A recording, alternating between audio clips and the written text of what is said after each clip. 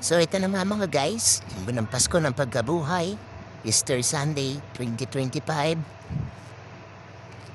Kaya na nga, 4:30 yung call time nila sa simbahan, kaya pati nga kami napasama na rin. So buong mag-anak kami ngayon, kaya sasalubong at syempre, atin na rin kami sa misa. Kaya na nga, pinapwesto na nga si Ate Maika dyan, dyan na sa taas. Pero natatabunan pa nga sa may bandang likuran. At ayan, andun siya sa may pangatlo. Kaya na, naantay na namin yung pagdating ng prosesyon.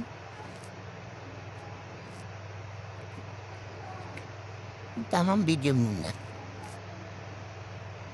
Maya-maya lang, manda na rin yan. At ayan na, parating na nga sila.